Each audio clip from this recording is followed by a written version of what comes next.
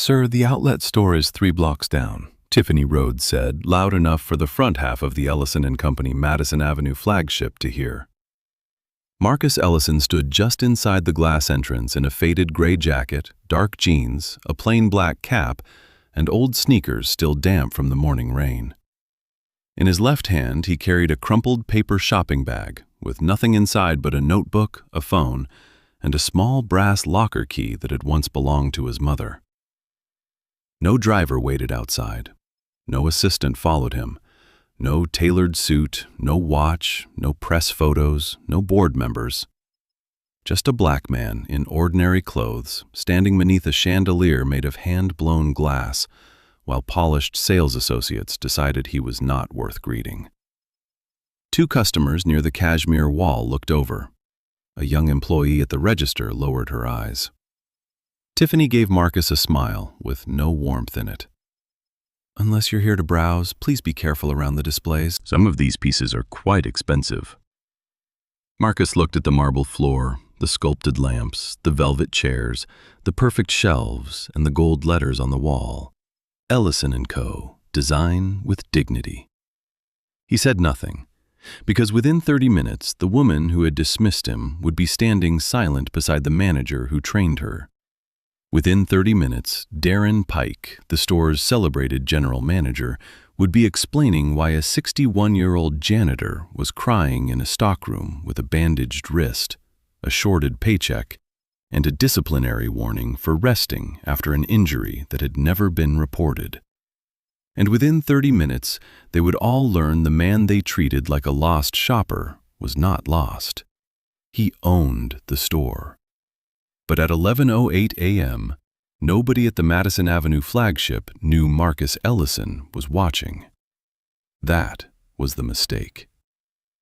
The store looked flawless from the street. Tall glass windows rose 2 stories above Madison Avenue, reflecting taxis, umbrellas, designer coats, and the gray shine of Manhattan after rain.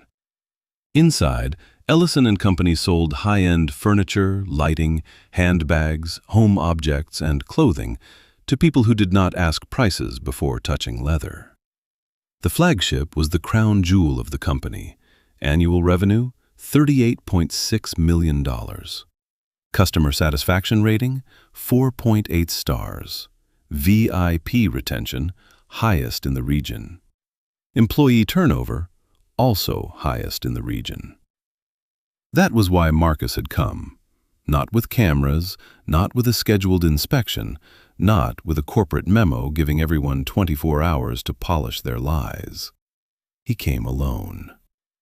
At 9:30 that morning, inside the Ellison & Company headquarters conference room on West 34th Street, Marcus had sat across from Nadia Cole, his chief operating officer, while the Madison Avenue performance dashboard glowed on the wall.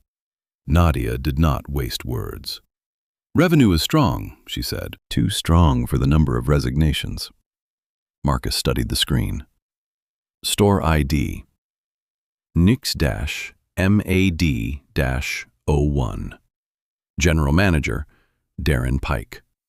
Quarterly revenue, plus 18.4%. Support staff turnover, plus 41%. Exit interviews completed, 0. Internal complaints withdrawn, 6. Facilities labor cost, down 22%. Maintenance incidents, unreported variance detected. He looked at the last line longer than the others. Unreported variance. That was corporate language for something had happened and someone had decided not to write it down. Nadia folded her hands. "Darren says the turnover is due to performance standards." Marcus did not look away from the screen. People always blame standards when they don't want to explain culture.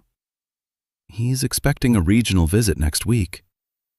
"Then next week he'll perform." Nadia knew that tone. "Marcus?" He stood. "I'm going today." "Announced?" "No." "With security?" "No." "With me?" "No." Nadia sighed. "You built a luxury company. People know your face. Marcus picked up the plain cap from the table. People know the version of my face that gets photographed beside ribbon cuttings and investor panels. They don't know this one. He touched the brass locker key in his pocket. Nadia saw the movement. Your mother's? Marcus nodded. Evelyn Ellison had cleaned retail floors at midnight long before her son built a company whose stores now had marble floors people photographed for social media. She had carried that key on a ring with 3 others: supply closet, staff locker, service entrance.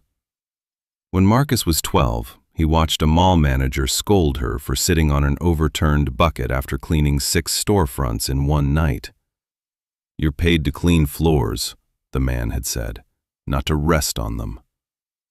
Evelyn did not cry in front of him. She waited until they got home. Marcus never forgot the sound. When he founded Ellison and Company, he put one sentence in the employee handbook before the company had even opened its second store. No one who works here is invisible.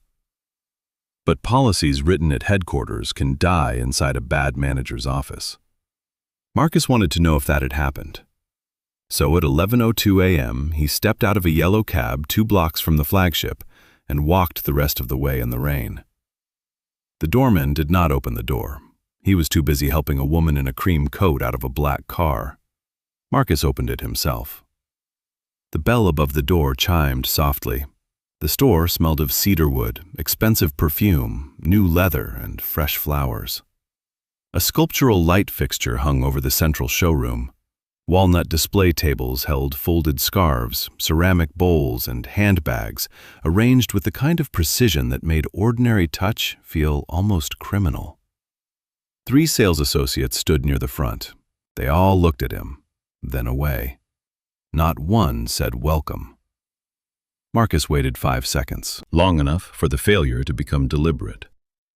Tiffany Rhodes finally stepped forward. She was 32. Impeccably dressed in a black blazer, her name badge aligned perfectly, her smile trained for customers who arrived already looking wealthy.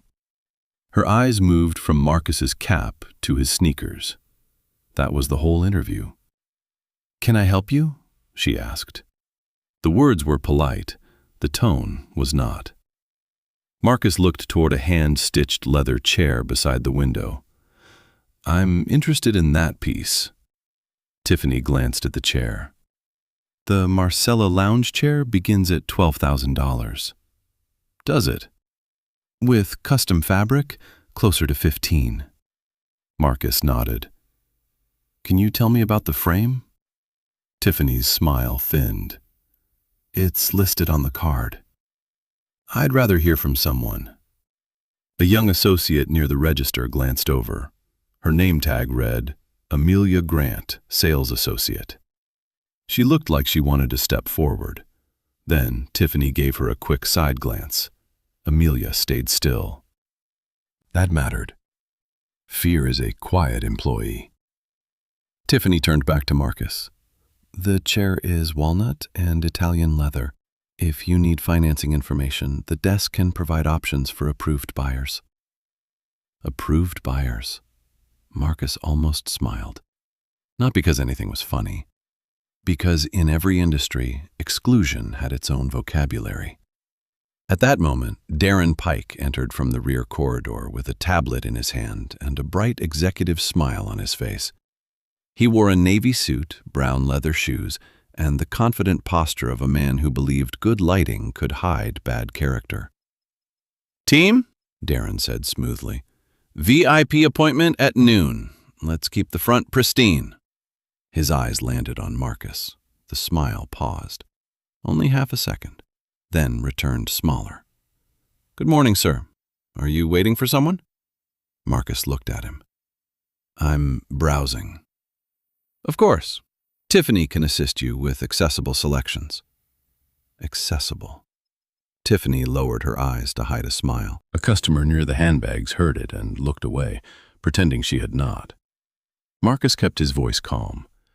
"I'd like to look around." Darren's mouth stayed pleasant. "Please do.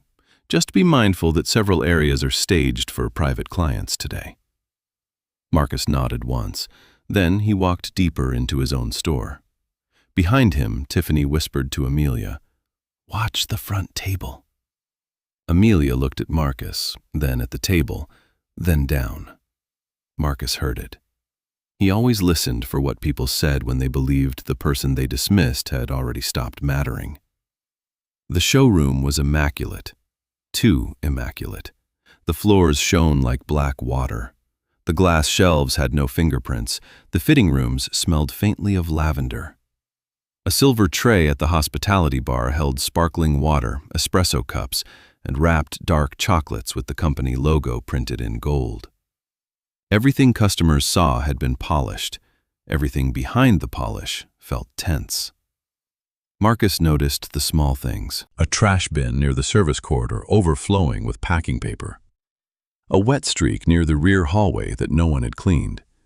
A facilities cart tucked halfway behind a curtain, as if someone had shoved it out of sight quickly. A sales associate snapping at a stockroom assistant for bringing boxes through the wrong door. Then he saw her. Mrs. Gloria Bennett. 61 years old, though exhaustion had tried to add years she did not owe. She wore a gray facilities uniform with a white apron and a name badge scratched so badly that only Gloria remained readable. Her hair was pinned neatly beneath a black scarf. Her left wrist was wrapped in a beige bandage. She held a mop with one hand and pressed the other against her lower back when she thought no one was watching. Tiffany spotted her too. "Gloria," she called sharply. "The guest lounge floor still has watermarks." Gloria turned quickly. "I'm sorry, Ms. Rhodes. I'll get it now. And don't drag that bucket past the front display. We have real clients coming in." Real clients. The words hit Marcus first, then Gloria. Her face lowered before the pain could reach it. "Yes, ma'am." She lifted the bucket. It was too heavy. Marcus saw the strain travel through her shoulders. Amelia stepped forward. "I can help carry—" Tiffany cut her off. "Amelia, your job is sales. Hers is cleaning." The store went on pretending that sentence was normal. Marcus did not. Gloria moved toward the back hallway. Halfway there, the mop slipped from her hand and struck the floor with a sharp wooden clap. A customer turned. Tiffany exhaled loudly. "Honestly, Gloria, today of all days?" Gloria bent too quickly to pick it up, winced, and steadied herself against the wall. Marcus took one step forward. Darren appeared beside him. "Sir, the restrooms are in the opposite direction." "I wasn't looking for the restroom." "Then I'll ask you to remain in the public showroom." Marcus looked at him. "Your employee appears injured." Darren's smile did not move. "Gloria is fine. She can be dramatic." The sentence entered Marcus quietly, then stayed there, because men who dismissed pain in public usually did worse in private. At 11:21 a.m., Marcus drifted toward the rear of the store, pretending to examine a row of lamps. The service corridor door had not closed completely. From behind it came the faint hum of a refrigerator, the squeak of a cartwheel, and something else. A soft sound. Broken. Someone crying while trying not to be heard. Marcus stood still. There are sounds that call up memory before thought can stop them.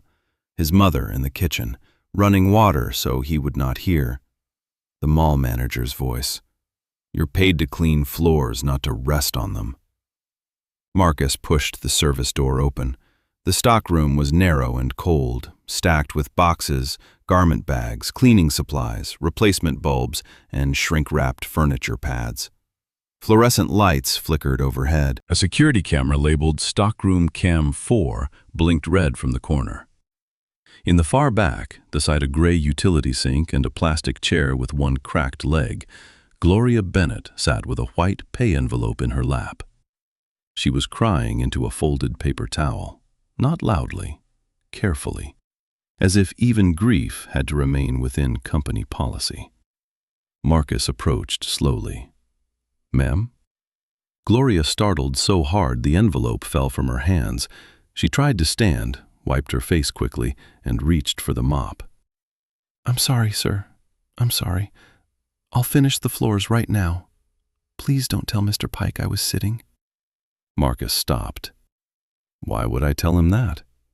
Her hands trembled. "Because we're not supposed to take unscheduled breaks." "You're hurt." "It's nothing." "That bandage says otherwise." She tucked her wrist behind her apron. "It's just a little sprain."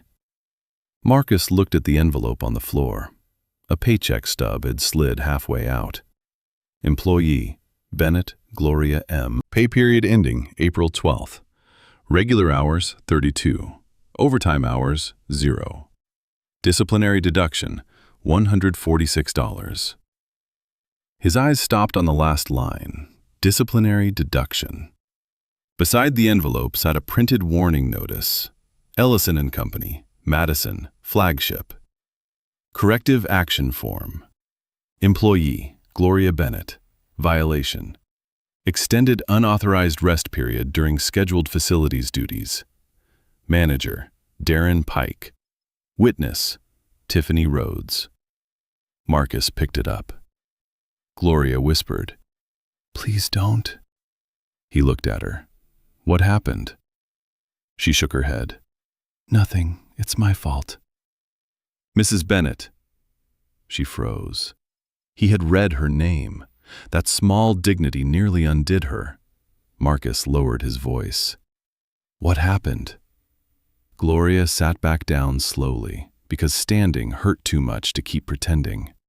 Her eyes were red. Her uniform sleeve was damp. She pressed the paper towel between both hands until it tore. "I slipped in here last week," she said. "There was water near the supply sink. I told Mr. Pike I needed to fill out an incident form." Marcus kept still. "And?" "He said if I filed one, corporate would start asking why the stockroom wasn't maintained. And then everyone's bonus would be affected. He said I didn't want to be the reason people lost money." Marcus felt his jaw tighten. "Did anyone take you to a clinic?" "No, sir." "Were you paid for the extra time you stayed to finish your shift?" She looked down. "I don't get overtime." "How many hours did you work?" Gloria's voice became smaller. 51. Marcus looked again at the pay stub. Regular hours, 32. Overtime hours, 0. A cold anger moved through him. Not loud, not reckless, the kind that starts taking notes. Gloria reached for the warning form. "I shouldn't have sat down today. I just needed a minute. My wrist was hurting, and when I saw the deduction, I thought about my granddaughter's tuition payment." Marcus looked at the brass locker key in his hand. He had not realized he was holding it. The old metal was warm from his palm. "What's your granddaughter's name?" Gloria hesitated, as if even family information could be used against her. "Layla." "How old?" 18. Starting community college in the fall if we can keep up the deposit. If we can. 2 small words, heavy enough to bend a life. Marcus placed the warning form back on the box, carefully, as if it were evidence, because it was. "Mrs. Bennett, has this happened before?" She looked toward the stockroom door. Fear entered her face before the answer did. "I can't talk about this." "Why?" "Because Mr. Pike sees the complaints first." Marcus went still. "What complaints?" Gloria's eyes filled again. "I tried once, through the employee hotline tablet. I wrote that I was working late without pay and that Ms. Rhodes had me cleaning her car mats and carrying her dry cleaning. The next morning, Mr. Pike called me into his office with the complaint printed on his desk." Marcus did not move. The security camera blinked above them. Gloria continued, whispering now. "He said, 'You think headquarters reads anything before I do?' Then my hours got cut the next week." The stockroom seemed colder. Marcus's phone buzzed in his pocket. Nadia. He did not answer yet. Gloria wiped her face.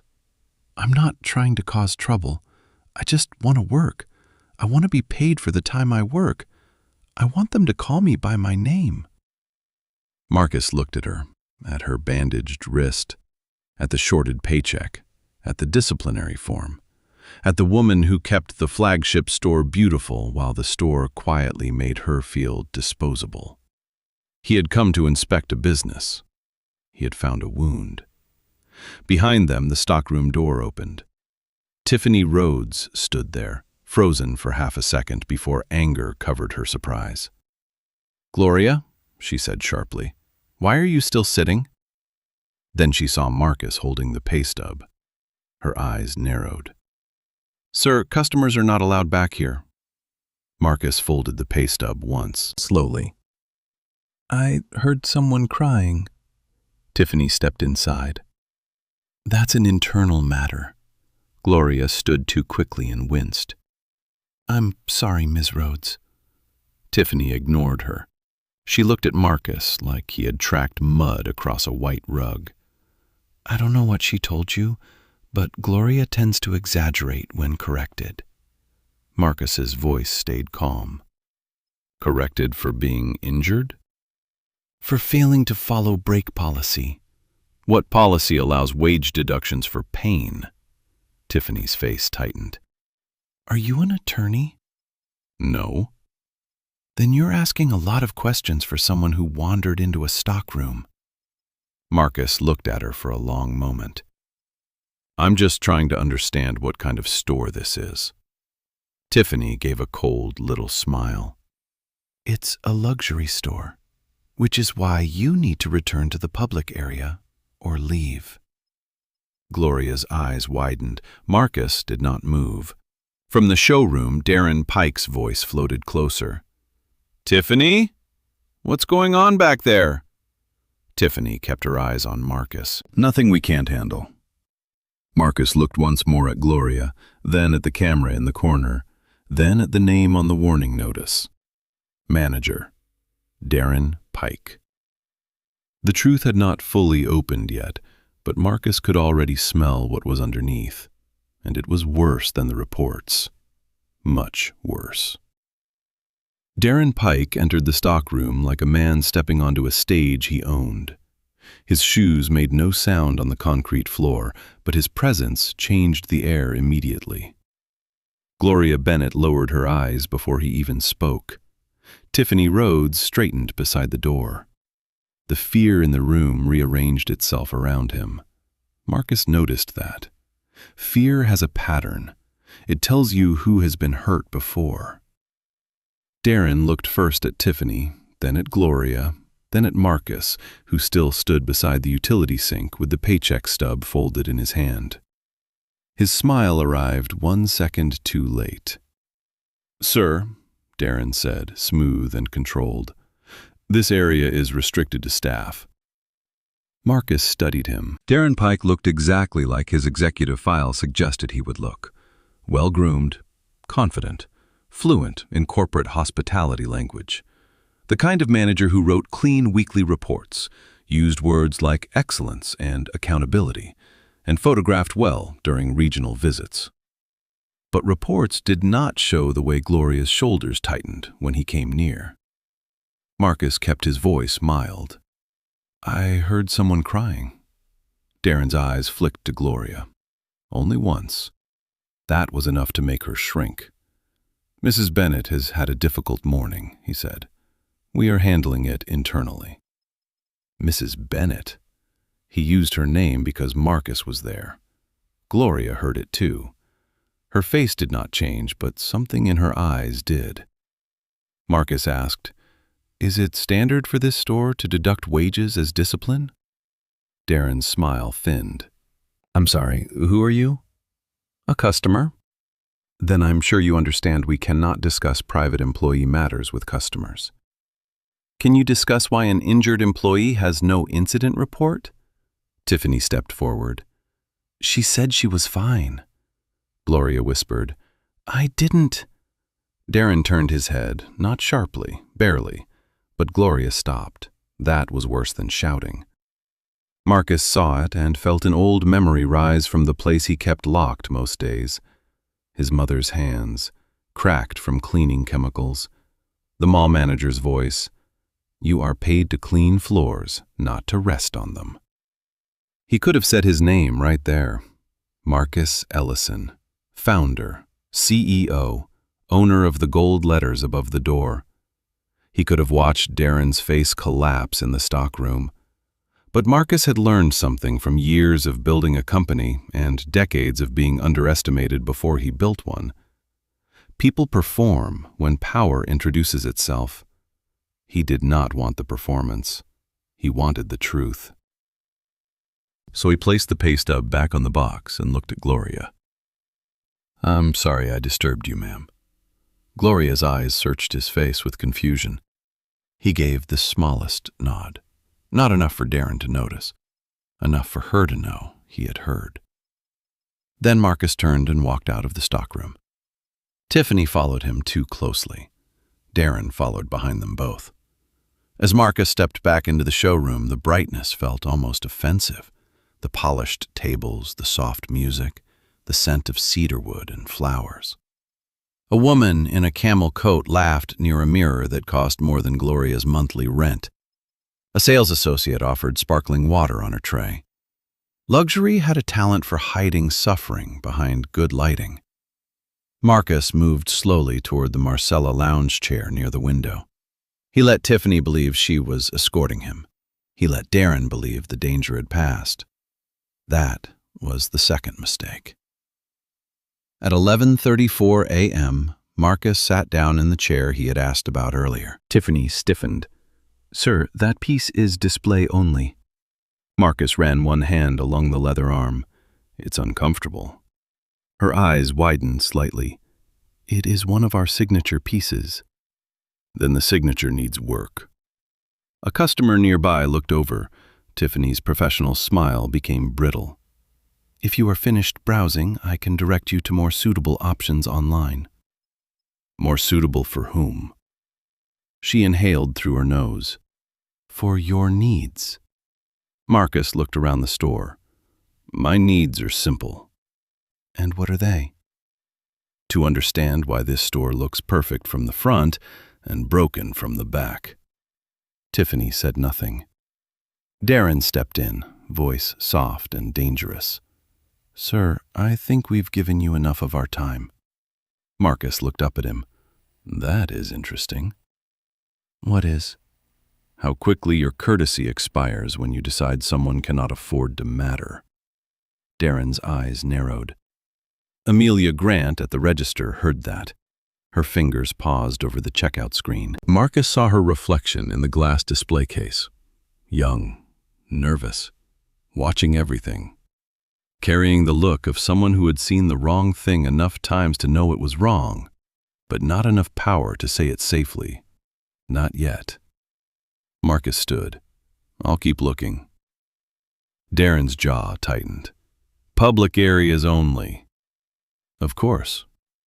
Marcus walked toward the rear lighting display, but his mind was no longer on merchandise. It was in a different building, 30 years earlier. The Southbridge Mall in Newark, New Jersey, 1989. His mother, Evelyn Ellison, cleaned floors after the stores closed. She wore navy pants, rubber gloves, and a name badge that security guards rarely read. Marcus was 12, old enough to know they were poor, young enough to believe adults became fair if you explained carefully enough. Every Friday night, he waited on a bench near the vending machines while she finished her last section. He remembered the smell. Bleach, wet tile, old popcorn, rain on coats. He remembered his mother humming softly while she worked because she said a person could keep rhythm even when life tried to make them feel like a machine. Then one night, he saw the mall manager find her sitting on an overturned bucket outside the restroom corridor. She had been on her feet for 9 hours. Her ankle was swollen. Marcus knew because she had wrapped it with an old scarf before leaving home. The manager did not ask if she was hurt. He looked at the bucket, then at her. "You're paid to clean floors," he said, "not to rest on them." Evelyn stood immediately. "Yes, sir." Marcus still remembered how she said it. Not weak, controlled, like she was protecting him from seeing how deeply the words had cut. On the bus home, he asked, "Why didn't you say something?" His mother looked out the window at the dark streets. "Because rent listens louder than pride sometimes." He hated that answer. He hated that it was true. Later that night, he woke up and heard water running in the kitchen. He walked to the hallway and saw his mother bent over the sink, crying into both hands while the faucet covered the sound. She did not know he saw. He never told her. But the next morning she placed a brass locker key in his palm. "Keep this," she said. "What for?" "So you remember that every door has two sides. The front side where people smile, and the back side where workers survive. If you ever become a man with keys, Marcus, do not forget the people on the other side." He carried that key for 30 years. Through college, through his first failed business, through bank meetings where investors spoke to his white co-founder first, through the first Ellison and Company pop-up store in Brooklyn, through the day his mother died, 6 months before the company opened its 10th location. He carried it because success has a way of making people forget the rooms they came from. Marcus refused. That was why the dashboard had bothered him. Not the revenue, the silence around the revenue. No exit interviews, withdrawn complaints, reduced labor costs, unreported maintenance variance. A beautiful store with missing voices. At 11:41 a.m., Marcus moved through the Madison flagship as if browsing, but every step was an inspection now. He noticed the facilities schedule posted near the service corridor. Facilities coverage, Gloria Bennett opening prep, 7 a.m. to 11 a.m. Midday floor support, 11 a.m. to 3 p.m. Closing reset, 3 p.m. to 6 p.m. One name, 3 duties, no relief coverage. He took out his phone and photographed the schedule when no one was watching. Then he saw a laminated policy sheet beside it. Breaks must be approved by management. Unauthorized rest periods may result in corrective action.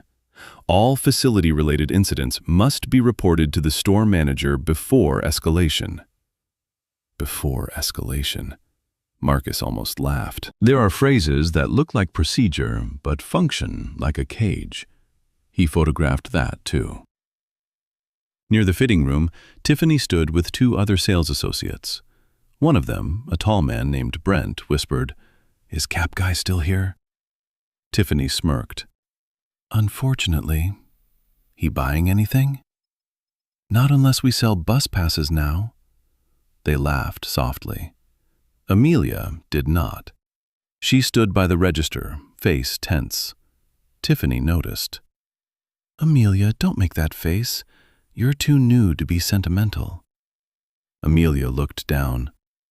"I just think he asked a fair question about Mrs. Bennett." The laugh disappeared. Tiffany stepped closer to her. "Listen carefully. Gloria has worked here long enough to know the pace. If she can't handle it, that's not our problem. She's hurt. She's dramatic. She cried." Tiffany smiled coldly. "Lots of people cry at work. Some of us just know where not to do it." Amelia went quiet. Marcus heard every word from behind a display of ceramic lamps. He did not turn. Not yet. At 11:52 a.m., a VIP client arrived. A woman in a white coat, diamond earrings, and a black car waiting outside. Darren's entire face changed. He moved toward her with both hands slightly open, like the store had been built for the moment she entered. "Mrs. Hargrove," he said warmly, "always a pleasure. Your private viewing room is ready." Tiffany's smile transformed too.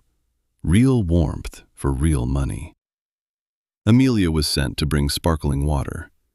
Gloria, despite her bandaged wrist, was ordered from the stockroom to freshen the lounge before Mrs. Hargrove entered. Marcus watched Gloria cross the floor with a tray of cups. Her left hand trembled. The tray rattled softly. Darren turned. "Careful, Gloria." The word was not concern, it was threat. Mrs. Hargrove glanced at Gloria, then looked away. Gloria reached the private lounge door. Tiffany stopped her. "Wait, your apron has a stain." Gloria looked down. A small gray mark near the pocket. "I'm sorry. I can change after I finish." "No, you can stand out of sight." Gloria froze. Tiffany took the tray from her. "Honestly, the last thing we need is Mrs. Hargrove thinking we're understaffed." Gloria stepped back.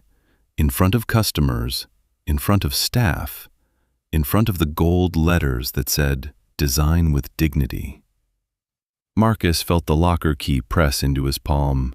He had closed his fist around it without realizing. Gloria turned toward the service hallway. For one moment, she looked like she might disappear into it and never come back. Then she straightened, barely, but she did. She lifted her chin just enough to keep from folding completely. Marcus saw it. The quiet endurance of people who do not get speeches written about them. The heroism of staying upright when the world keeps asking you to bend. At 12:03 p.m., Marcus's phone buzzed again. Nadia. This time he answered quietly near the lighting section. "What did you find?" she asked. Marcus looked across the store at Gloria, who was wiping a water ring from a side table with her injured hand. "Enough to know the reports are lying." Nadia's voice changed. "How bad?" "Wage deductions, possible unpaid overtime, injury not reported, complaints intercepted at store level. One facilities worker doing the work of at least two." A pause. "Marcus, I'm not done. Do you need me there?" "Not yet. You should identify yourself. If I do now, they clean up. I need them to say it while they still think I'm nobody." Nadia was silent. Then she said, "I'll prepare HR, legal, and internal audit. Quietly. Case file? EC-INV-MAD-0412. Marcus looked at the policy sheet on the wall. Pull complaint routing permissions for Darren Pike. Also payroll adjustment logs for Gloria Bennett and all support staff for the past 12 months. Done. And Nadia? Yes? If anything gets deleted after this call, I want system preservation notices ready. Nadia's voice hardened. They'll be ready. Marcus hung up. He turned back toward the showroom. Darren was laughing with Mrs. Hargrove. Tiffany was arranging scarves. Amelia was watching Gloria with guilt in her face. And Gloria Bennett was still working, still silent, still moving through a store that shone because she was being worn down behind it. Marcus did not reveal himself. Not yet. Because the worst truth had not spoken. But it was about to. At 12:11 p.m., Gloria returned to the stockroom to lift another supply box. Amelia saw her struggle. Marcus saw Amelia see it. This time the young associate stepped away from the register. She followed Gloria into the back. Marcus followed both of them at a distance, and behind the stockroom door, Amelia finally whispered the sentence that would crack the store open. "Mrs. Bennett, I still have the recording." Amelia Grant said it so quietly that the stockroom lights seemed louder than her voice. Gloria Bennett froze with both hands on the cardboard supply box. Her bandaged wrist trembled against the brown tape. For a moment, she did not look like a woman who had spent 6 years cleaning the flagship store of a luxury company. She looked like someone standing beside a door she was terrified to open. Marcus Ellison stopped just outside the stockroom entrance. He did not step in. Not yet. Some truths need a little space before they trust the air. Gloria turned slowly toward Amelia. "Baby," she whispered, "you shouldn't have kept that." Amelia held her phone in both hands. Her knuckles were pale. "I couldn't delete it. You don't know what he'll do. I know what he already did." Gloria looked toward the door. Marcus moved half a step back into the shadow of the corridor. Amelia swallowed. "I recorded him after your fall, the day he told you not to file the accident report. I didn't plan to. I just heard him yelling from the break room and opened my phone." Gloria closed her eyes. "Amelia, he said if you reported it, he'd say you ignored safety procedure. He said he could make it look like your fault." The stockroom went silent. Marcus's hand tightened around his mother's brass key. There it was. Not just cruelty, evidence. Gloria shook her head. "You are new. You still have a chance here. Don't ruin it for me." "For you?" "If he finds out, he will punish you too." Amelia's eyes filled. "Mrs. Bennet, he already punished everyone who stayed quiet." That sentence landed harder than she expected, because it was true. Silence had not protected Gloria. It had only protected Darren. Marcus stepped into the stockroom. Both women turned. Amelia hid the phone behind her back automatically. Gloria's face filled with panic. "Sir, please," Gloria said. "This is not your concern."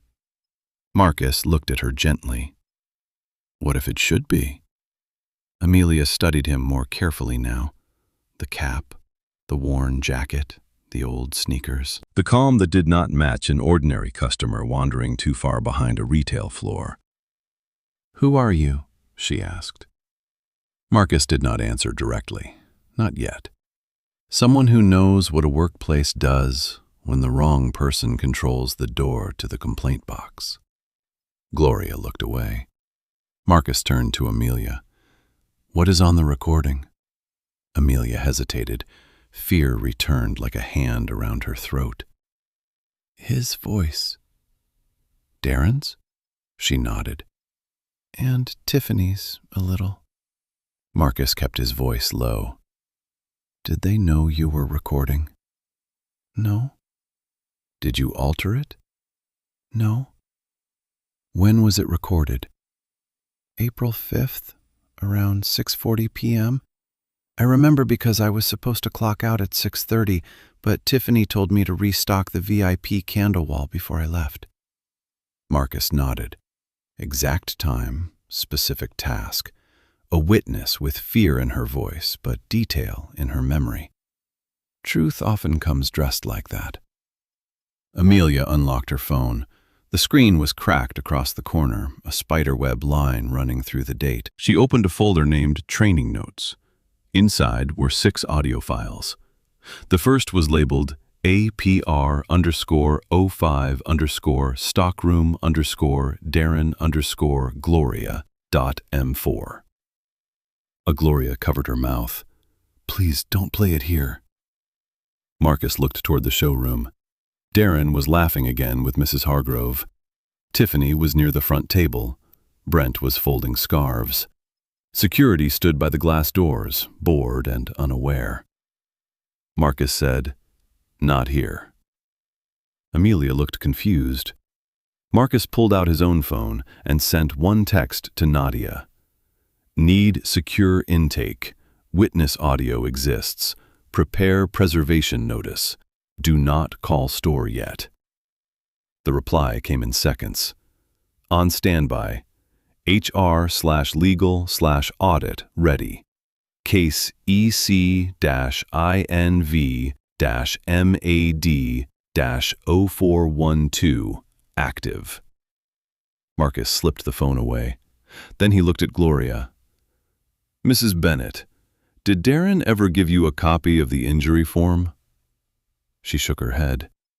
"There wasn't one." "Did you ask?" "Yes." "When?" "The day after, April 6th, at 8:15 in the morning. I remember because I had just clocked in and he was waiting by the office door. What did he say?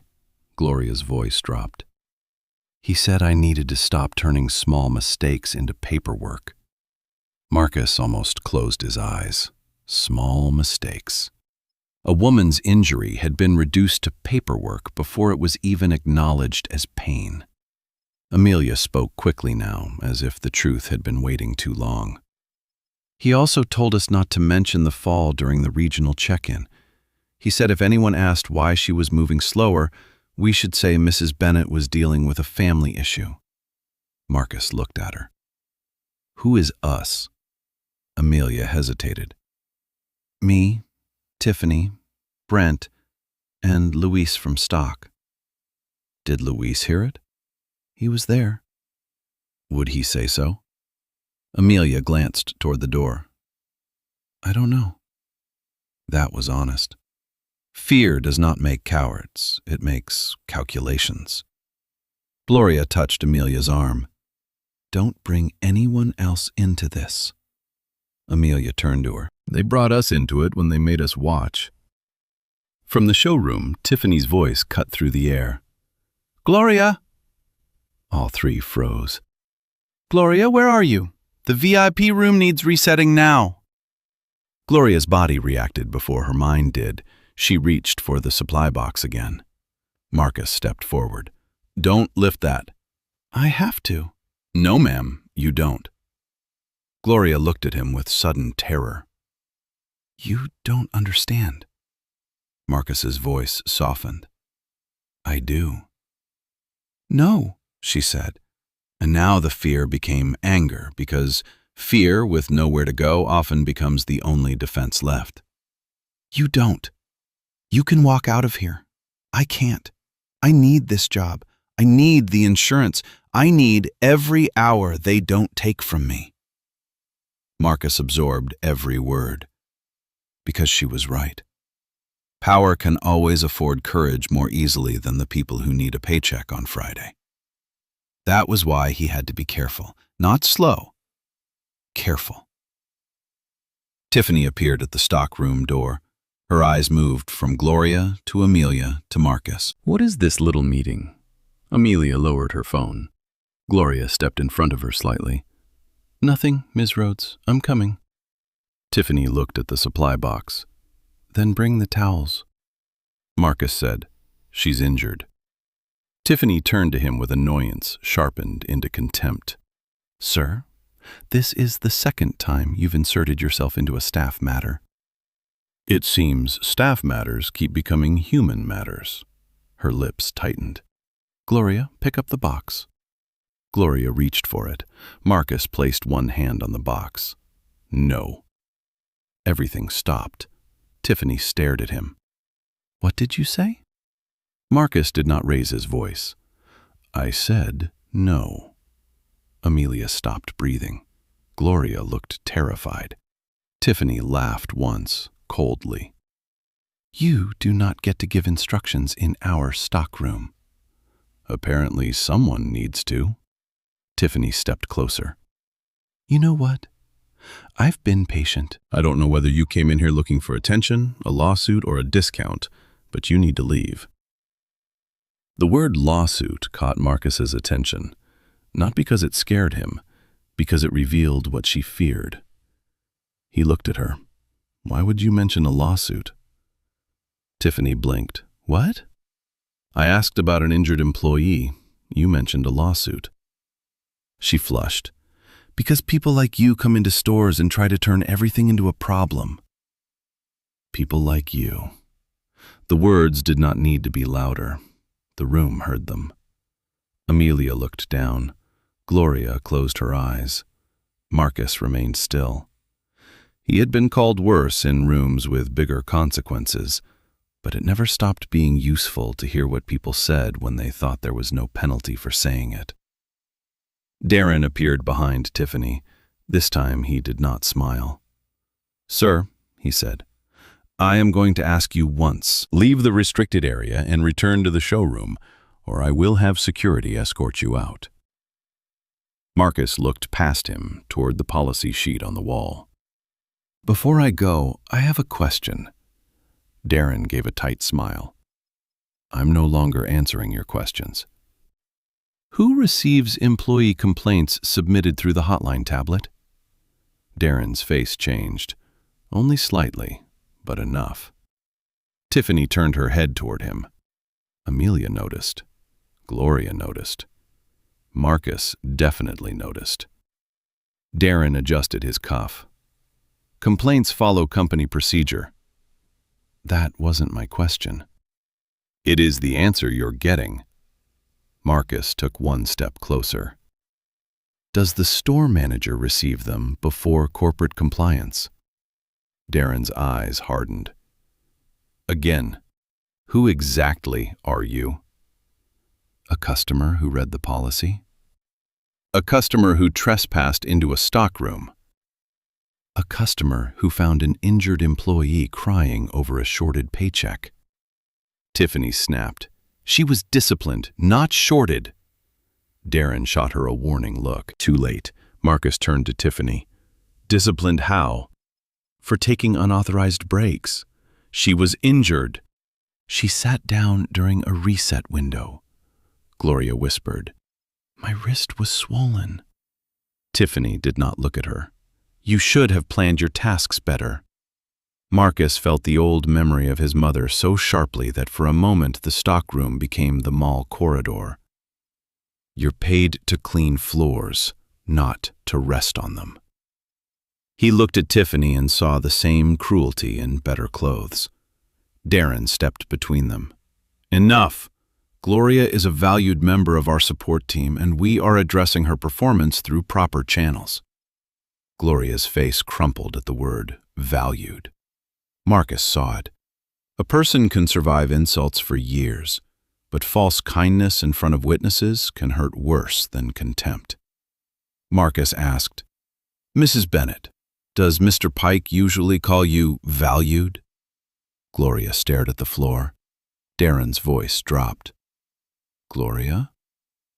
There it was, the warning, not a shout, a leash.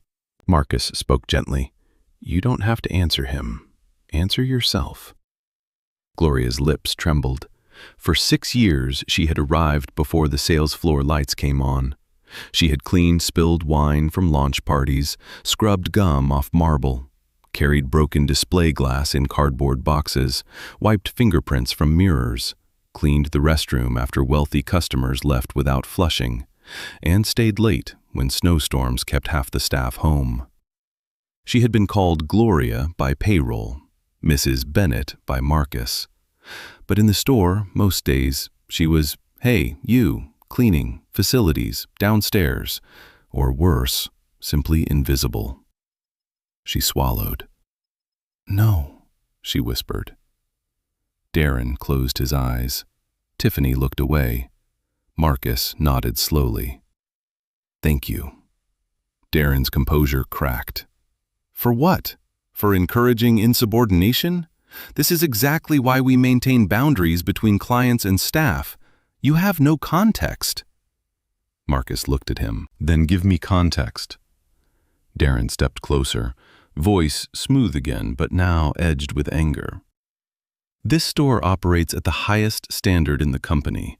That does not happen by accident. Some employees struggle with pace. Some confuse accountability with mistreatment. Mrs. Bennett has had repeated issues with time management, stamina, and emotional regulation." Emotional regulation? Marcus almost smiled. Corporate language again. A velvet cover for a blade. "And the unpaid overtime?" "There is no unpaid overtime." Gloria looked up. Amelia's eyes widened. Marcus asked, "None?" Darren said, "Absolutely not." Marcus turned to Gloria. "How many hours last week?" She hesitated. Darren stared at her. Marcus waited. 51, she said. Darren laughed softly. "That is impossible." Amelia spoke. "It isn't." Darren turned slowly. Amelia. She flinched, but did not stop. I saw her close with us 3 nights, Tuesday, Wednesday, Friday. She was here after 8 o'clock. Tiffany snapped. You were not responsible for facilities payroll. No, Amelia said, but I was responsible for locking the front display cases. I saw her.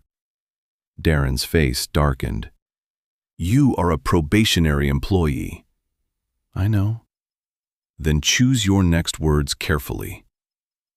Amelia's hand trembled around her phone. Marcus noticed the tremble. He also noticed that she stayed standing. That was courage, not confidence. Courage. Marcus said, Threatening a witness is a strange way to prove nothing happened.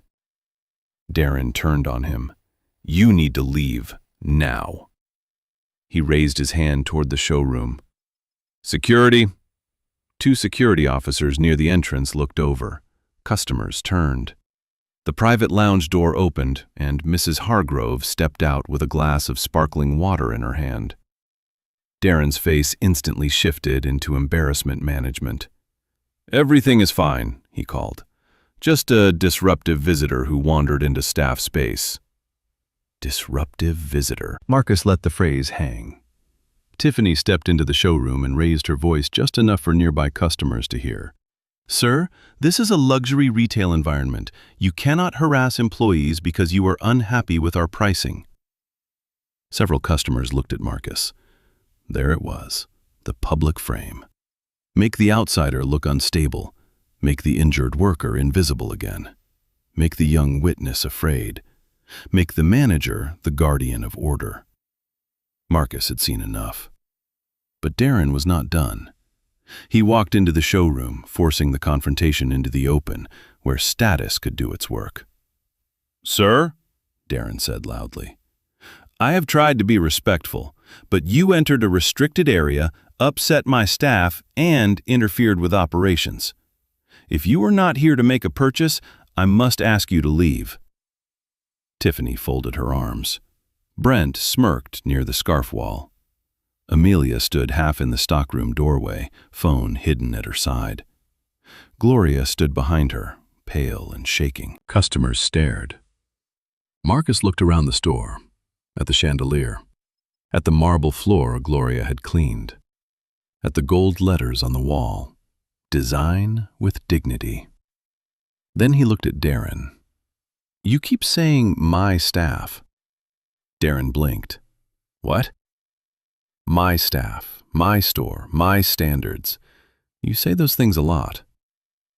Darren's smile returned, smug now. I am the general manager of this location. This location. Yes, Marcus nodded. And you believe that makes it yours?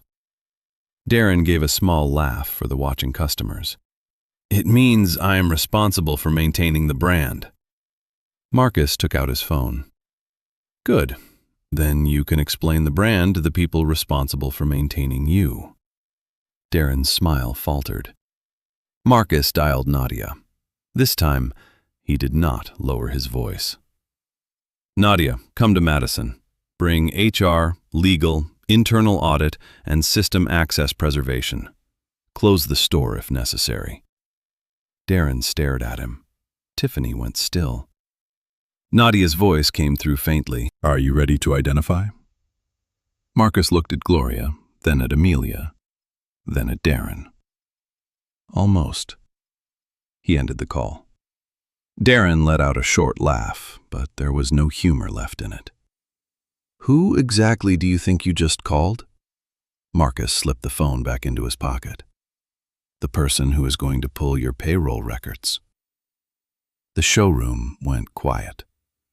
Darren's face changed. For the first time, he looked not annoyed, not offended. Afraid. Tiffany whispered, Darren? Marcus removed his cap slowly, not dramatically, just enough that the light caught his face. A woman near the entrance frowned as if she recognized him from a magazine cover. Brent stopped smiling. Amelia's mouth opened slightly. Darren stared. Marcus looked directly at him and said nothing yet, because the full sentence would come in the next room, with witnesses, with records, with the woman he had made cry standing upright behind him. And when it came, there would be no showroom smile left to hide behind. For one long second, Darren Pike could not place the face beneath the cap. He knew he should. Something in the eyes, something in the jaw, something from a quarterly video, a shareholder letter, a framed founder photograph in the regional office hallway. Then Amelia Grant whispered from behind the stockroom door, "Oh my God." Tiffany Rhodes turned toward her. "What?" Amelia's voice barely came out. "That's Marcus Ellison." The name moved through the Madison Avenue flagship like a glass shelf cracking. A customer near the fragrance display froze with a shopping bag in her hand. Brent stopped folding scarves. The security guards at the front entrance straightened. Mrs. Hargrove, still holding her sparkling water, looked from Darren to Marcus with sudden interest. Darren stared. "No," he said. Not loudly, not confidently. Just no. As if refusal could still change the face in front of him. Marcus took the small brass locker key from his pocket and placed it in his palm, closing his fingers around it once before letting his hand fall to his side. "I'm Marcus Ellison," he said, "founder and CEO of Ellison & Company." Everything stopped. The music still played softly through the hidden speakers. The chandelier still glowed. The register screen still waited for the next purchase. But the store itself had gone silent. Darren's face drained of color. Tiffany took one step back. Gloria Bennett stood in the stockroom doorway with one hand pressed against her bandaged wrist, eyes wide, as if the floor beneath her had changed from marble to water. Marcus looked at her first. Not Darren, not Tiffany. Gloria. "Mrs. Bennett," he said gently, "you are not in trouble." That broke something in her face. Not completely, just enough for tears to gather again. Darren recovered too quickly. Men like him had survived by changing tone faster than accountability could arrive. "Mr. Ellison," he said, his voice suddenly warm, wounded, almost relieved. "Sir, I had no idea you were visiting today." Marcus looked at him. That was the point. A few customers shifted. Darren forced a laugh. "Of course, an undercover review. I understand. I wish we had known so we could have prepared the store properly." Marcus looked around. The store was prepared. Darren smiled uncertainly. "Thank you, sir." Marcus's eyes returned to him. The people weren't warned. The smile died. Tiffany spoke quickly. "Mr. Ellison, I am so sorry if there was a misunderstanding. We were only trying to protect staff areas and maintain customer experience." Marcus turned toward her. "By threatening an injured employee?" Her mouth opened. No sound came. Darren stepped in. "Sir, with respect, you walked in during a very busy VIP window. Tensions were high. Mrs. Bennett has been under performance management, and some things may have sounded harsher than intended." Marcus nodded slowly. "Harsher than intended." Darren grabbed the phrase like a rope. "Yes, exactly. We hold a high standard here. That is why this store performs so well. Sometimes support employees struggle with the pace, but my goal has always been to protect the brand." There it was again. Protect the brand. Marcus looked up at the gold letters on the wall. Design with dignity. Then he turned back to Darren. "You do not protect a brand by crushing the people who make it look clean." Darren's jaw tightened. "Sir, I would never crush anyone." Amelia stepped forward. Her phone was still in her hand. Marcus looked at her. "Ms. Grant?" She blinked. "You know my name?" "I read your badge. People should try it." The sentence landed quietly, but Gloria covered her mouth as if it had touched a bruise. Marcus asked, "Do you still have the recording?" Darren's face changed. Tiffany whispered, "Recording?" Amelia swallowed. "Yes." Darren turned sharply. "Amelia, before you do something reckless, remember that company policy prohibits unauthorized recordings in restricted—" Marcus lifted one hand. "Stop." One word. The entire store obeyed. Darren stopped speaking.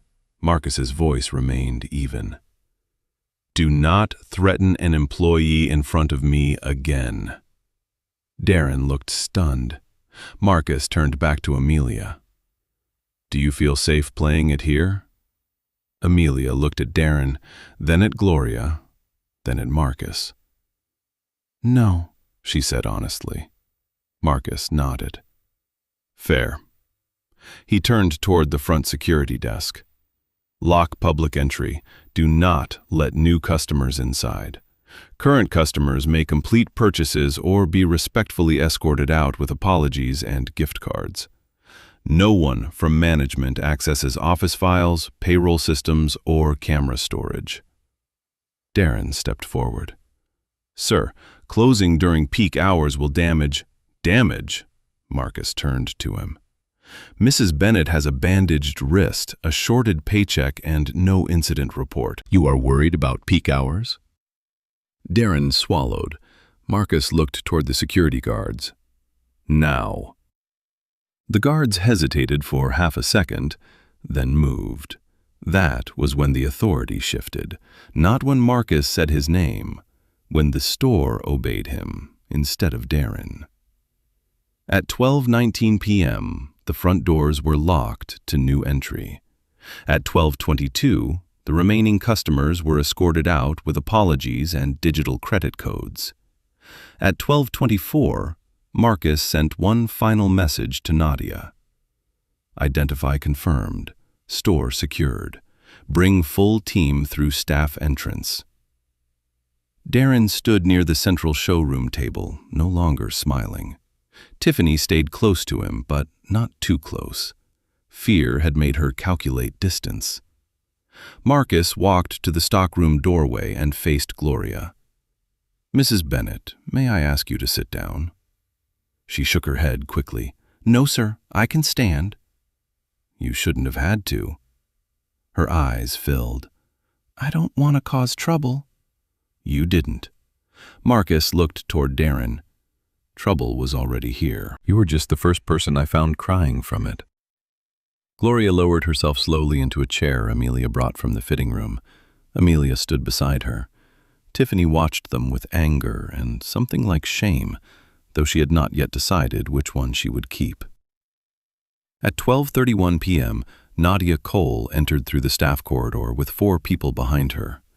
Carla Mendez, Chief Human Resources Officer; Jonas Reed, Corporate Counsel; Priya Shah, Internal Audit Director; Luis Ramirez, Regional Loss Prevention Lead. They did not arrive like a rescue scene. They arrived like procedure with teeth. Nadia was 51, composed, and known across headquarters as the woman who could read a spreadsheet the way other people read confessions. She stepped into the showroom, saw Marcus's face, then saw Gloria seated near the stockroom. Her expression tightened. "Case EC-INV-MAD-0412 is active," she said. "System preservation has been issued. Darren Pike's management access is temporarily suspended pending review." Darren's head snapped up. "What?" Carla Mendez opened her laptop on the central table. "Mr. Pike, effective immediately, you are not to access payroll, scheduling, complaint routing, personnel files, security footage, or store communications without counsel present." Darren looked at Marcus. "Sir, this is unnecessary. There has been a misunderstanding caused by a disgruntled employee and a new associate who does not understand our culture." Amelia flinched. Marcus did not. "Our culture is exactly what we are here to understand." Jonas Reed, the attorney, placed a printed notice on the table. Preservation notice. All physical and digital materials related to facilities staffing, payroll adjustments, safety incidents, employee complaints, and internal disciplinary actions from the previous 18 months are under legal hold. Darren stared at the paper. For the first time, the corporate language no longer belonged to him. It had turned around. Priya Shah plugged a secure drive into the office terminal. "Payroll export requested." Tiffany stepped backward. Nadia noticed. "Ms. Rhodes, please remain available." Tiffany's voice cracked. "Am I under investigation?" Nadia looked at her. "You are a subject of inquiry." That phrase was cold enough to quiet her. Marcus walked to the stockroom camera and looked up. "Luis, stockroom cam 4. Pull April 5th from 6:15 to 7:10 p.m. and today from 1100 onward." Luis nodded. "Already imaging the local recorder." Darren said, "That footage is overwritten weekly." Luis looked at him. "No, corporate retention for flagship stockrooms is 30 days. Policy changed after the Boston inventory incident. You signed the acknowledgement March 1st. Darren's mouth closed. He should have read the update. Marcus turned to Amelia. "Ms. Grant, counsel can receive your recording privately. You are not required to play it in front of Mr. Pike." Amelia nodded, trembling. "Thank you." Darren laughed once, desperate now. "So that's it? Anyone with a phone can destroy a manager's reputation?" Gloria spoke before Marcus could. Her voice was small, but the store was quiet enough to carry it. "You destroyed mine every time you called me lazy." Darren turned toward her. "I never called you." Gloria lifted her eyes. "Yes, you did." The words stopped him. Everyone looked at her. Gloria Bennett had spent 6 years making herself quieter to survive. But once a person is told they are not in trouble, sometimes their truth stands up before they fully know how to carry it. She looked at Marcus, then at Nadia, then at the floor. "He called me slow.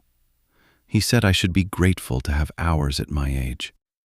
He said if I filed complaints, corporate would see me as difficult. He said people like me don't get second chances in this city." Tiffany looked away. Marcus turned to her. "Ms. Rhodes, did you hear those statements?"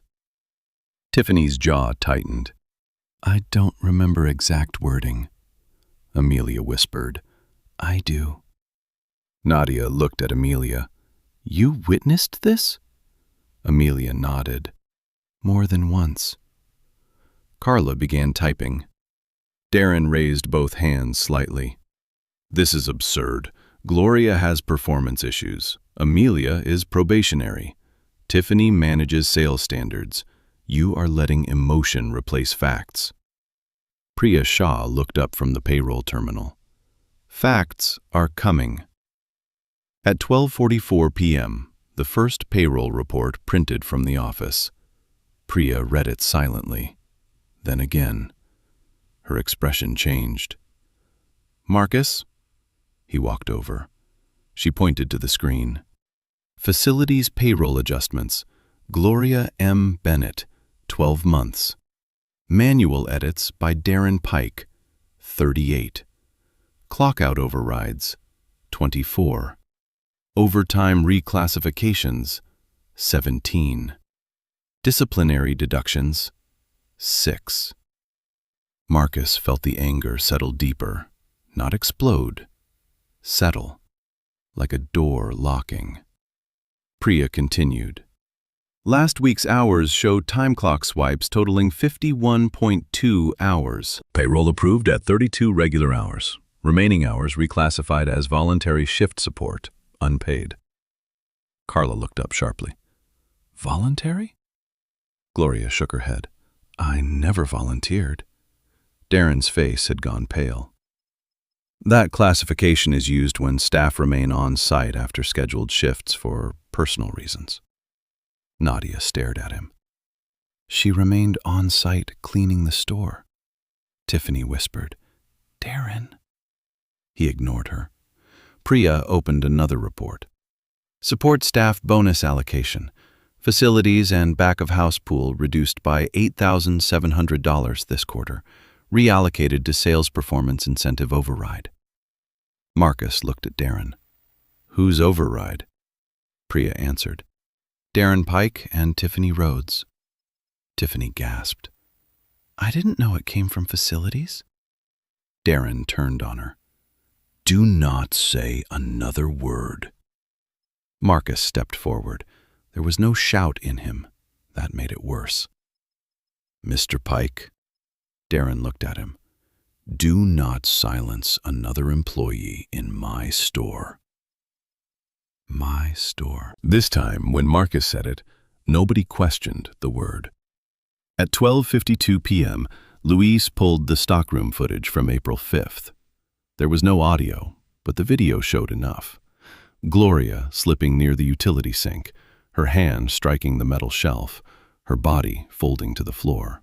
Amelia rushing in, Darren entering 3 minutes later, Darren looking at the camera, Darren pointing toward the office, Gloria holding her wrist. No incident report, no medical response, no safety shutdown. Then Amelia's audio file filled the missing sound in a private conference room 5 minutes later.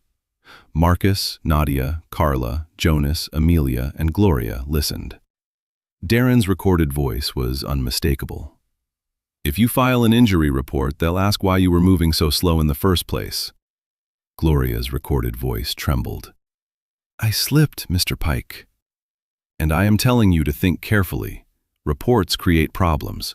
Problems affect bonuses. You don't want to be the reason the team loses money, do you?" Then Tiffany's voice. "She can finish the reset. It's just her wrist." Gloria, crying softly, "I need ice." Darren again. "You need to stop making your age everyone else's issue." The audio ended. Carla Mendez removed her glasses. Amelia began to cry silently. Gloria stared at her own hands. Marcus looked at the blank conference room wall. For a moment, he was 12 again, hearing his mother cry behind running water. But this time, he had the key. He turned to Jonas. "Legal exposure?" Jonas's voice was measured.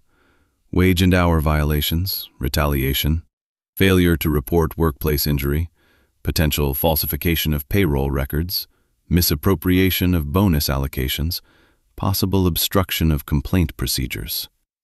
Marcus nodded. "Nadia?" "Yes?" Close the store for the rest of the day. Darren, waiting outside the conference room under supervision, heard through the glass when Nadia opened the door and gave the order. His face twisted. "You cannot close the flagship over one janitor." The words left his mouth before he could dress them up. One janitor. The entire room heard it. Gloria heard it. Amelia heard it. Tiffany heard it. Marcus walked out of the conference room slowly. He looked at Darren. "That is why you are finished." Darren's mouth opened. Marcus continued. "Not because Mrs. Bennett cried, not because Amelia recorded you, not because I came in undercover. You are finished because even now, with payroll records, safety footage, witness audio, and legal counsel standing in front of you, you still think the problem is that she mattered enough to be heard." Darren had no answer. Marcus turned to Tiffany. "You are suspended pending termination review for participation in retaliation, harassment, and concealment of a workplace injury." Tiffany's face crumpled. "I was following Darren's lead." Marcus looked at her. "And Gloria was following yours when you told her to lift boxes with an injured wrist. Leadership is not the only place where harm begins." Then he faced Darren again. "Darren Pike, Your employment is terminated, effective immediately, subject to final legal review. Your records will be referred to outside counsel and, if wage theft or fraud is confirmed, to the appropriate authorities. Darren's composure finally broke. "You built this store on numbers," he snapped. "I gave you the best numbers in the region." Marcus stepped closer. "No. Gloria gave me clean floors. Amelia gave me the truth. The support team gave me labor you refused to pay for. You gave me numbers cleaned with other people's pain." The showroom was silent. Behind Marcus, Gloria Bennett slowly stood. This time, no one told her to sit. No one told her to hurry. No one told her she was dramatic. Darren looked around at the store he had controlled for years. The velvet chairs, the marble floor, the employees who no longer lowered their eyes, the CEO he had mistaken for someone who did not matter. And finally, for the first time that day, he understood that the front of the store had never been the real center of power. The truth had been waiting in the back, crying quietly, holding the shorted paycheck, and now everyone could see it. The Madison Avenue flagship did not reopen that afternoon. At 1:18 p.m., a printed notice was placed behind the locked glass doors. Ellison & Company, Madison Flagship, temporarily closed for internal review. All scheduled clients will be contacted directly. Customers passing on the sidewalk slowed down, surprised to see the crown jewel of Ellison & Company closed in the middle of a weekday. A few took pictures. One man in a gray coat tapped the glass as if the store owed him an explanation. Inside, no one answered. Because for the first time in years, the store was not performing. It was being examined. The chandeliers remained lit. The marble still shone. The leather chairs sat perfectly staged beneath warm spotlights. But now, under the beauty, came the sound that Darren Pike had spent years preventing. Questions. Real questions. Nadia Cole's team turned the central showroom table into an investigation station. Laptops opened, files were pulled. Time clock exports were downloaded. Scheduling records were printed and placed into labeled folders. Payroll overrides, safety incidents, bonus allocation, complaint routing, facilities staffing. Gloria Bennett sat in the private client lounge with a blanket over her shoulders and an ice pack on her wrist. Amelia Grant sat beside her, not speaking much, just staying close. Every few minutes, Gloria apologized for needing something. Water, a tissue, a moment. Each time, Amelia said, "You don't have to apologize." Gloria nodded, then apologized again. Because when a workplace trains someone to believe their needs are interruptions, dignity does not return all at once. It has to be handed back gently. At 1:44 p.m., Carla Mendez came into the lounge with a printed form and stopped before she sat. "Mrs. Bennett," she said, "before anything else, I need to say something plainly. You were harmed here. You were underpaid. You were retaliated against. You were denied proper injury reporting, and the company failed to protect you." Gloria's eyes filled. "I don't want to get anyone in trouble." Carla sat across from her. "The people who harmed you got themselves in trouble. Your truth did not create their choices." Gloria looked down at the blanket. "I just needed the job." Marcus, standing near the doorway, felt the sentence pass through him like an old song he wished he did not know. "Rent listens louder than pride sometimes," his mother's voice. He stepped into the room slowly. "Mrs. Bennett," he said, "may I sit?" She tried to stand. "No, sir, please, Please stay seated." He pulled a chair across from her and sat so their eyes were level. Not above her, not behind a desk. Across. That mattered. For 6 years, Darren had spoken down to her. Marcus would not. "I owe you an apology," he said. Gloria shook her head immediately. No, Mr. Ellison, you didn't know. My name is on the door. She looked at him. He continued. That does not mean I personally gave the order that hurt you. But it does mean I built a company where someone could hurt you and still send clean reports to headquarters. I have to answer for that. Gloria pressed the tissue to her eyes. I was scared every day, she whispered. The room went still. Every day I walked in and my stomach hurt. I kept thinking, maybe today I'll be too slow. Maybe today they'll cut another shift. Maybe today my wrist will give out and they'll say I'm useless.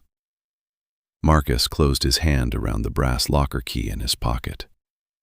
Did anyone from corporate ever ask you how things were going? Gloria gave a sad little laugh. Corporate asks managers. That sentence hurt because it was efficient. 3 words, an entire failure. Marcus nodded slowly. That changes today. At 2:10 p.m., Nadia entered with the first findings from internal audit. She did not soften them. Gloria's time clock records show underpayment across at least 9 months. The largest variance appears in the last quarter after the second facilities position was eliminated. Current estimate owed to Mrs. Bennett, including unpaid overtime and improper deductions, is $18,460 before penalties and interest. Gloria stared at her. What? Nadia continued. Her support staff bonus was reduced or redirected in 3 cycles. Preliminary amount owed there is $4,800. Medical expenses related to the unreported injury will be covered immediately. Legal is reviewing additional damages. Gloria's hand flew to her mouth. I don't understand. Marcus said gently, It means the company owes you money. I don't want charity. It is not charity. It is wages. That word changed her face. Wages. Not kindness, not pity, not a gift from a powerful man. Money she had earned while the store took credit for her work. She began to cry. This time, no one told her to stop. At 2:37 p.m., Darren Pike returned from the manager's office under supervision, carrying a small box of personal belongings. The navy suit that had looked sharp at noon now looked too tight. His phone, laptop, and access card had been collected. His leadership title had been removed from the system. He saw Gloria in the lounge. For one moment, his old instinct returned. His eyes hardened as if he wanted to blame her for the collapse. Marcus saw it. Mr. Pike? Darren turned. You will not look at her like she caused this. Darren swallowed. I dedicated 9 years to this company. Marcus stepped toward him. No, you dedicated 9 years to making the front of a store beautiful while making the back of it unsafe. Darren's face twisted. You have no idea what it takes to keep numbers like this. I know exactly what it took, Marcus said. I just saw the payroll logs. Darren had no answer. Tiffany Rhodes was escorted out 20 minutes later.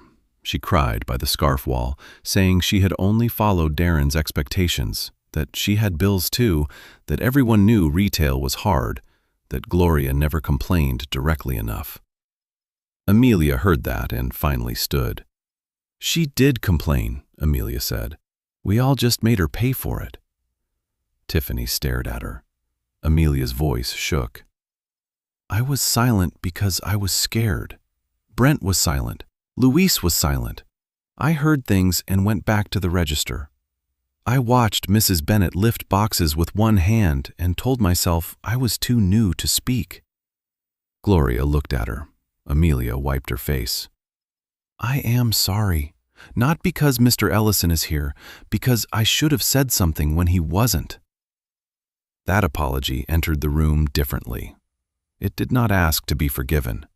It accepted responsibility. Gloria reached out and touched Amelia's hand. Fear makes people quiet, baby. Amelia cried harder. Gloria continued. But next time, don't let it keep you quiet too long. That was not absolution, it was instruction. At 4 p.m., Marcus called an emergency executive meeting from the closed showroom. The senior leadership team appeared on a large screen normally used for product launches. Regional directors, HR leads, legal counsel, store operations, and board observers joined from offices across the country. Marcus stood beneath the gold letters on the wall. Design with dignity. He did not sit. This morning, he said, I walked into our highest performing store as an unknown customer. I was ignored, profiled, and dismissed. That was unacceptable, but it was not the worst thing I found. No one on the screen moved. He continued. I found Gloria Bennett, a 61-year-old facilities employee, crying in the stockroom over a shorted paycheck and a disciplinary form issued after she rested with an unreported workplace injury. A few faces changed, some with shock, some with recognition. Marcus noticed both. He lifted the payroll report. We found underpaid overtime, improper deductions, complaint interception, injury concealment, bonus misallocation, policy language that allowed local management to block escalation, and a culture where employees were more afraid of telling the truth than being mistreated. His voice stayed calm. That made every word heavier. Do not call this an isolated incident until we have earned the right to know that. We are auditing every store. Nadia spoke next. Effective immediately, all employee complaints bypass store management and route directly to corporate ethics and an independent third-party hotline. Store managers will no longer have first read access. Carla added, payroll adjustments require dual approval. Overtime reclassification is locked pending HR review. Disciplinary deductions are suspended company-wide until legal completes review. Jonas Reed said, all workplace injuries must be logged within 24 hours through a centralized safety system. Failure to report will be grounds for termination. Marcus looked into the camera. And every store will complete a dignity audit. One regional director frowned. Marcus, can we define that operationally? Yes, Marcus said. We will measure support staff turnover, complaint withdrawal patterns, exit interview completion, injury reports, schedule changes after complaints, payroll overrides, and promotion access for non-sales employees. If we can track luxury conversion rates, we can track whether the people cleaning our floors are being crushed. The room was silent. Then Marcus said the sentence that would appear later in every internal memo. A clean store does not mean a clean company. At 5:12 p.m., Gloria's granddaughter, Layla Bennett, arrived. Amelia had called her with Gloria's permission. Layla rushed through the staff entrance wearing a community college sweatshirt and panic on her face. Grandma? Gloria stood too quickly. Layla wrapped her arms around her. What happened? Are you okay? Gloria held her granddaughter and finally let herself sound like a woman who had been tired for too long. I think I am now. Marcus gave them space, but Gloria looked over Layla's shoulder. Mr. Ellison. He stepped closer. This is my granddaughter, Layla. Layla wiped her eyes and straightened immediately. Sir, thank you for helping my grandmother. Marcus shook his head. She helped this company by telling the truth. Gloria gave a faint smile. I didn't tell much. Marcus looked at her. You told enough to open the door. Layla held her grandmother's hand. She almost quit last night, Layla said quietly. Gloria looked embarrassed. Layla. No, Layla said, tears rising again. You did. You sat at the kitchen table with your wrist wrapped in frozen peas and said maybe I should defer school. The room went still. Marcus felt something in his chest tighten. There are moments when numbers become faces. $18,460. $4,800. One injury report, one tuition deposit. One grandmother wondering if her pain would cost a child her future. Marcus turned to Nadia. Create the Evelyn Ellison Frontline Family Scholarship. Employees and dependents, facilities, warehouse, security, cleaning, stock, and support roles prioritized for the first cycle. Nadia nodded. Done. Gloria shook her head. No, sir, please. You don't have to. Marcus turned back to her. This is not charity either. She looked confused. He touched the brass key in his pocket. My mother cleaned retail floors. She endured things she should never have endured because she wanted me to have a future. If this company has profited from people like her, then this company will invest in the futures they are working to protect. Layla looked at Gloria. Gloria began crying again, but this time she did not hide her face. 3 weeks later, the Madison Avenue flagship reopened. It looked different only if you knew where to look. The marble still shone, the windows still rose 2 stories above the street, the displays were still beautiful. But the back of the store had changed. The staff room had new chairs, not broken plastic ones. The facilities team had 3 employees instead of 1. Break schedules were posted and protected. The complaint tablet had been replaced by a QR code and phone line that routed directly to corporate ethics and an outside compliance provider. A safety board showed the date of the last incident report and the status of corrective action. Payroll summaries were accessible to employees before approval. And on the wall beside the service corridor, where no customer was expected to look, Marcus had placed a framed photograph of his mother. Evelyn Ellison stood in the old picture, wearing a janitor's uniform, holding a mop in one hand and her locker keys in the other. Beneath the photograph was a sentence engraved in black. Respect is not a luxury item. Gloria stood in front of it on reopening morning. Her new badge read, Gloria Bennett, Facilities Team Lead. She touched the badge once, as if checking that it was real. Marcus stood beside her. How does it feel? Gloria looked around the store. The same store, a different room. For the first time in years, she said, I walked through that staff entrance and my stomach didn't hurt. Marcus looked away for a moment, because that was victory. Not the firing, not the audit, not the memo. A woman entering work without fear. Amelia Grant became interim team lead for service culture training while continuing in sales. She did not become a hero overnight. She had to sit in hard meetings, answer why she waited, and learn that guilt is only useful if it becomes protection for someone else. She accepted that. At the first staff training after reopening, she stood in front of new hires and said, if you see someone being treated like they don't matter, don't wait for the CEO to walk in wearing a cap. No one laughed. They wrote it down. Darren Pike's case did not end with termination. Outside counsel confirmed wage violations and referred suspicious payroll manipulation to state labor authorities. Ellison and Company issued back pay corrections to 11 support employees at the Madison store and opened a company-wide wage audit covering 18 months. Tiffany Rhodes was terminated after the review confirmed harassment, retaliation, and misuse of support staff for personal tasks. The regional HR partner who had failed to review complaint withdrawal patterns was removed from oversight responsibilities. No one was allowed to bury the truth under the phrase high standards again. 6 months later, Marcus returned to the Madison flagship. This time, he did not come undercover.